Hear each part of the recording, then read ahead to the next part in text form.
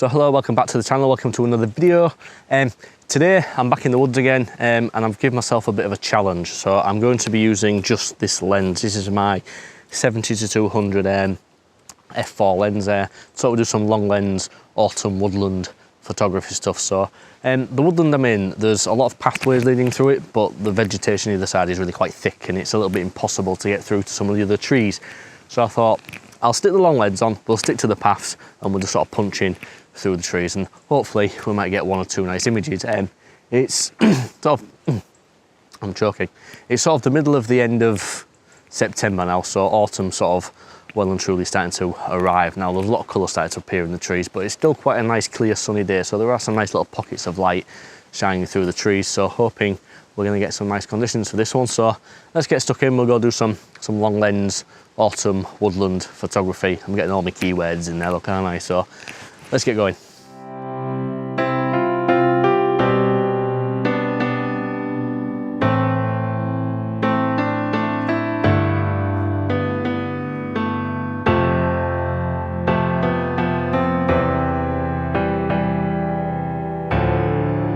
Alright, so just over here in the distance there is this tree and it kind of looks like it's doing that with its arms. It looks quite fun.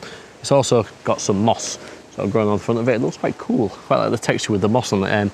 Unfortunately, the sun's sort of way over there and it's not illuminating the front of it, so we're not really going to get any highlights cast on the front of it, but we're using the long lens and we're using it kind of, well, it's kind of wide open-ish. Let's have a look, what we're at, f5.6 I think we are. We're at f5.6, an eighth of a second, and ISO 100. Now, this is underexposing it by around about a stop, basically because there's some highlights in the background and I really don't want to blow them out too much. And my editing style is kind of dark and moody anyway, so it's not really going to be too much of a problem if I have to crunch the exposure down. So I just thought I'll bring the highlights into play in the original image rather than having to fettle about sliding the highlight slider down in Lightroom and you get that horrible sort of greyed out colour to them, don't you? You know what I mean? So that's how we do it like this. So we're at 135mm on my 70-200, an eighth of a second, f5.6 just to give it a bit of separation from the background, and ISO 100. Here it is, you can see it, we'll go find the next one.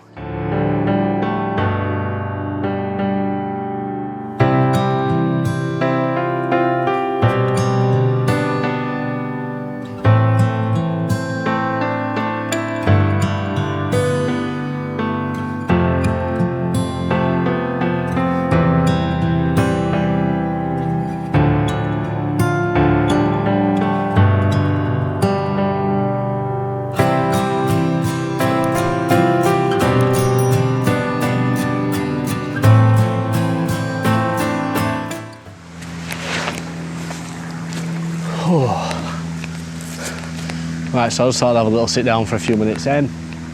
Been walking around for maybe 20 minutes now. The problem I'm finding is because it's such a clear day and the sun is, well, it's about half past midday now, so the sun is nice and high in the sky, isn't it? So the light that's been cast on everything is very, very harsh. So I'm kind of hoping that some of the cloud cover, I mean, it's scattered cloud, I'm hoping that some of the clouds are going to come and sit in front of the sun very soon, just to sort of soften and diffuse some of the light that's in here, because while I've seen a lot of trees I'd like to take a photograph of, the light's just not great. So where the light is sort of shining on the trees, patching through the broken canopy and everything, there's just some very, very harsh pockets of bright sunlight on the trees and it just looks a bit silly in photographs.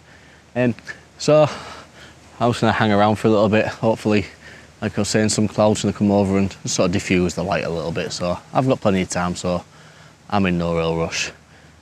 So let's just chill out for a bit.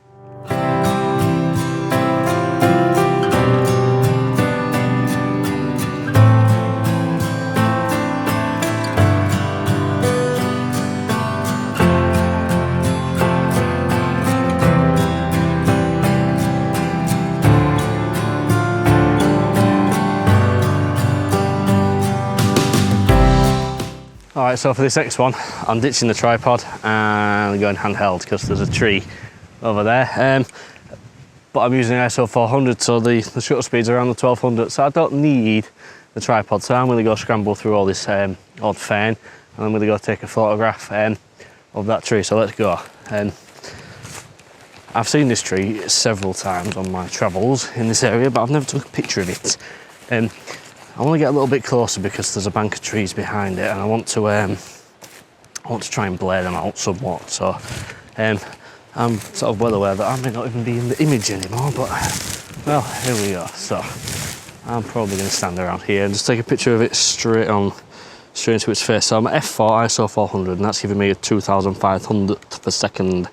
I'm going to drop that down to ISO 200 because we don't need things that quite that fast. Let's have a look. Here we go. If I underexpose a little bit, I'll retain some of the highlights in the sky.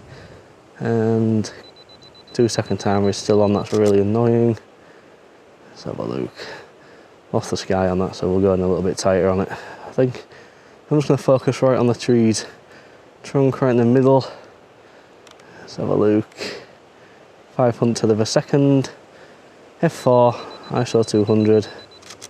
Ka-tunk. There we go, I'm quite happy with that one. So I'll put that on the screen for you to see. And hopefully we'll find the next one in this field, because, well, I kind of had enough of scrambling through the undergrowth, which is very similar to the undergrowth I'm trying to scramble through right now, only it's a lot thicker back in the woods. So I came to the field where I know there are things to take a photograph of. So here's that last image. I'm going to go find somewhere around the other side of this field, because there's plenty of single trees I need to take pictures of. So here it is.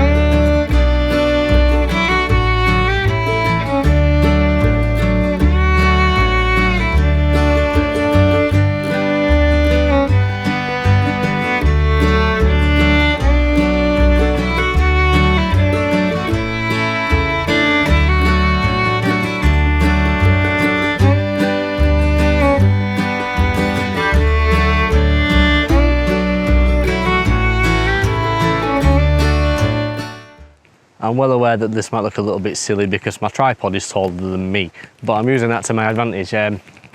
Same tree as last time, different side. I think it looks a little bit cooler here because it's got a slant to it. You can sort of see the shape and the texture of the tree. Problem I've got is I'm shooting against a really flat grey sky now, and chances are that is going to blow out. So what I've been trying with this one is I've took a photograph at exposed, like 0 on your exposure meter thing that runs along the bottom of your camera. And I took one -1, and I took one 2 stops underexposed as well, just to hopefully keep the sky in one of them. So I will explain the settings here if I can see this, because it's really high. It's an 800th of a second, ISO 200 and f5.6. That's about all I can tell you, because the rest of the settings have changed. So what I'm going to do is I'm going to show you this image that I've just taken, because it was a bit of a faff. I've had to have the screen up and pointing down, but well, it's a test of the tripod, I suppose, isn't it? So I genuinely have no idea what this image even looks like. So whatever it turns out like, here it is, and then I'm going to head off into some trees off to my right hand side, and hopefully I'll have a little bit more fun and luck in there, because today's quickly turned into a bit of a bust. Here it is.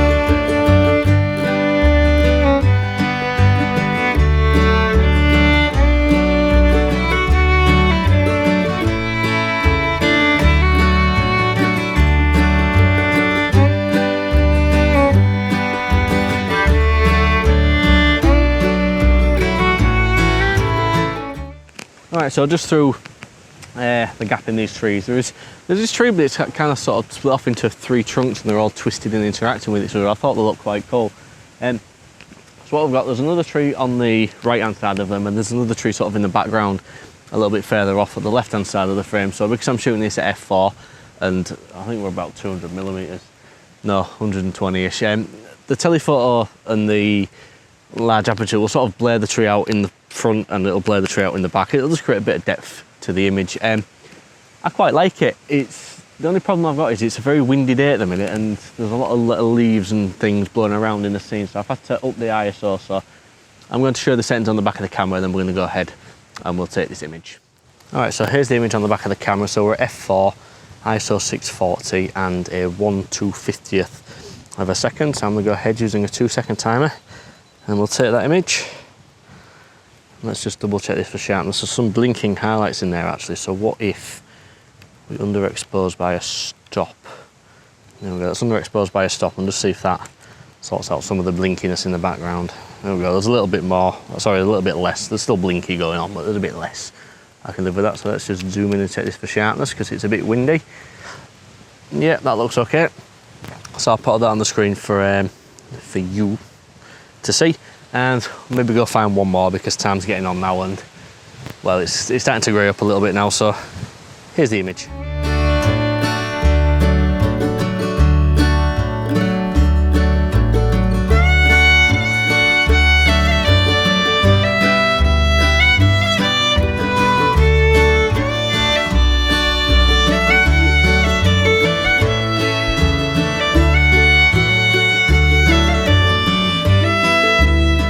So just down here in front of me, there is an old tree that's obviously, it's been blown over in winter storms from past years. You can see all the grass in front of me, it's all sort of leaning this way, and the wind is blowing this way as well. So obviously that's where the prevailing wind comes from in this woodland. But I quite like it. It's sort of snapped off with the trunk and it's all laid across the graft, and it's just, well, it's screaming 16:9 crop to me, so that's probably where I'm going to go. So I'm just going to have to spend a bit of time trying to figure out the best composition for this, because I'm staying true to my word, and this is the only lens I've used today. So it is still long lens autumn woodland photography or something like that. I can't remember what my YouTube algorithm keyword thing was there, but trust me, it works if you see it in the video. Yeah, I'm gonna have to spend a bit of time because this is a long lens and this isn't an ideal subject for a long lens. So I'm gonna have to have a lay around. So let me come back to roughly where you are and just see if I can figure this out. Is the camera still tracking me? Yeah, you can still see me, cool. Right, my head's probably I'm gonna get down on my knees. I don't know if you can see this, but I'm just gonna take a test shot on the grass. So I'm gonna stick the camera into aperture priority mode, open it right up, stick auto ISO on. We're just gonna fiddle with some settings from here.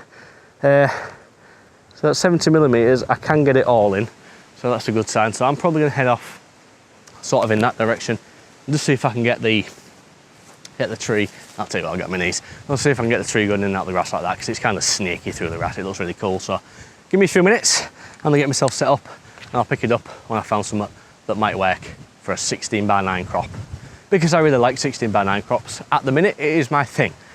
So give me a minute.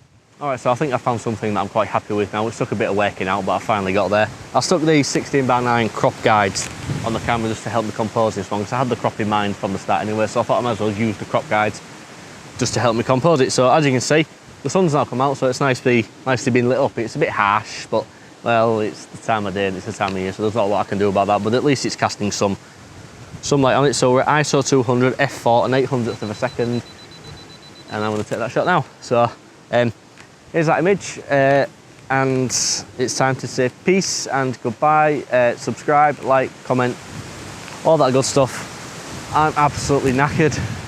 This has just been one of them days. It's been a bit of a chore today. There's been a lot of effort gone into this one. So yeah, until next time, peace and goodbye.